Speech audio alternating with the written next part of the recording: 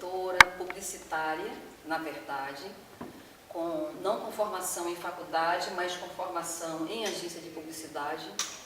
E carrego um alter ego hoje, Miss Blackup, que é, digamos assim, um personagem que nasceu espontaneamente, que é a base do meu trabalho na rua, da minha exposição com o outro, seja quem for.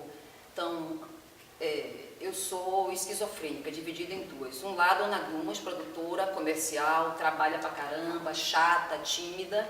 E do outro lado, Miss Blackup, que é esse alter ego artístico e que tem uma pureza muito grande em relação à cultura, e ela é bancada por Ana Gumas em tudo que faz. O Carrinho Multimídia, na verdade, assim, nasceu de uma necessidade muito forte de eu me expressar e dessa expressão não acontecer não só num tipo de formato, ou a escrita, ou a fotografia, que foram linguagens que desde criança eu trabalhava isoladamente. Por exemplo, muito antes do Carrinho Multimídia, eu já desenvolvia trabalhos como, por exemplo, o Brau, a Bolsa das Ideias, Vai Cega, e nunca conseguia encontrar plataformas de tornar público essas expressões. Eu não queria que fosse um livro, eu não queria que fosse uma exposição de fotografia, eu não queria que fosse um vídeo.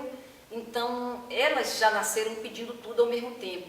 O Carrinho Multimídia nasceu muito desse impasse. Eu me bati com esse conceito do Ideias Jockey, que dizia o seguinte, assim como o DJ ele mixa sons e o VJ ele mixa imagens, existe o IJ, ou Ideias Jockey, que ele mixa conceitos, ideias, pensamentos. Quando eu vi isso, eu pensei, cara, eu me encaixo nisso, mesmo que não seja uma profissão, que não dê para botar na ficha do hotel, que não dê para assinar carteira, mas isso é o que mais se aproxima da minha relação com o mundo.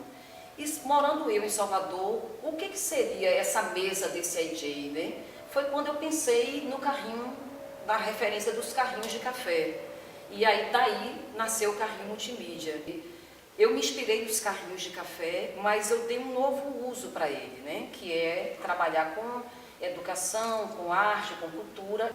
A pretensão dele é isso, é ir para a rua, compartilhar ideias, ouvir, trazer de volta.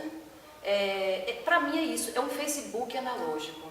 Ele, assim, eu escrevo, faço imãs com as ideias que eu tenho, penduro nas paredes, produzo conteúdos audiovisuais que rolam nos tablets do lado ou no projetor e vou para a rua dividir essas ideias com essas pessoas. Foi um ideal muito, muito romântico, muito ingênuo, muito artístico de querer fazer isso, né, nesse sentido. A pretensão é essa, de continuar espalhando, dividindo, compartilhando ideias de uma forma muito livre, com pessoas comuns no meio da rua. Brau, na verdade, é uma gíria, né? Uma gíria super baiana, que rolou muito nos anos 70, com influência dos movimentos Black Power, Soul Music, que através de capas de discos que vinham em navio, de flyers, essas influências chegaram aqui em Salvador. Na primeira década que essas influências chegaram aqui, a galera, os braus, que eram o quê? Os pretos suburbanos de periferia, né? Isso era um adjetivo, uma coisa legal. Eles faziam rodas, mandavam a galera arriscar, você tinha que ir no meio, o cara que dançasse melhor, estilo James Brown, era chamado de brau, ou seja, era um elogio.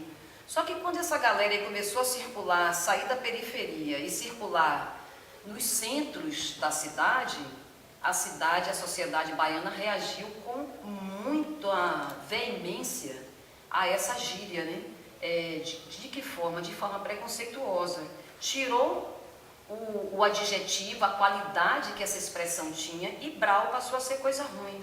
Aí desde quando eu vim morar em Salvador, em 81, eu me identifiquei incrivelmente assim, com essa expressão. Mesmo tendo nascido numa cidade como Prado, que o motor da luz apagava às 10 horas da noite, mesmo lá eu já me vestia de certa forma diferente. Então eu me identifiquei com esse conceito e comecei a fazer um trabalho muito informal de pesquisa. O primeiro ensaio que eu escrevi sobre isso foi, se não me engano, em 96, chamava Do Brown ao Brau. E no ano 2000, eu comecei a fazer uma releitura desse trabalho. Foi quando eu tive esse saque de transformar a gíria numa sigla e reler esse brau, não como brega, mas reler esse brau como sinônimo de brasileiro, brasileiro, universal, brau. E a partir daí devolver a qualidade, o adjetivo, o valor que essa gíria teve originalmente. Começou como texto, foi muito explorado no Carrinho através de fragmentos de discursos com bases musicais feitas especialmente para isso. E agora tem esse documentário que está em curso, que por incrível que pareça, assim, nasceu da vontade de um argentino de fazer esse documentário, né? Eu venho tentando fazer há anos, nunca consegui, trouxe ele para Salvador. E aí ele foi descobrindo aos poucos que o documentário não era sobre o Carrinho, mas sobre o brau. Até porque um dos apelidos do Carrinho Multimídia é justamente essa, Carrinho Brau, né? Então a gente pegou muito essa coisa do brau aqui. E do brau, tanto no sentido histórico, desde vovô do Ilê e a galera que viveu isso, e até o sentido brasileiro universal. E eu não sei se eu sou educadora, se eu sou artista, se eu sou produtora, eu sei que eu estou fazendo. Mas assim, em todo o trabalho que eu faça, é inevitável a presença, por exemplo, da produção de conhecimento, da educação. Na minha opinião, e isso eu vejo não só no Brasil, mas em vários lugares do mundo, os modelos de educação, as propostas de educação, desconsideram totalmente o lado do inconsciente.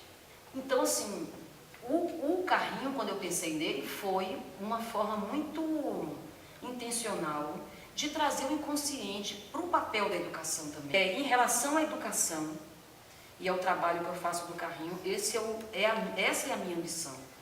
Trazer a consciência, o inconsciente, para esse universo, de uma forma respeitosa e de uma forma que isso possa ser explorado a nosso favor. Então, essa é a minha ambição quando eu penso educação e Carrinho Multimídia. O quadro ambulante, que é o Carrinho Multimídia, o quadro negro ambulante, ali, consciência e inconsciente não são opositores, são complementares. Custe o que custar, tudo bem, pode achar que é estranho, mas eu não acho que isso é estranho, nem que isso não mereça um valor. Eu posso até não estar viva quando esse valor chegar, mas ele vai chegar.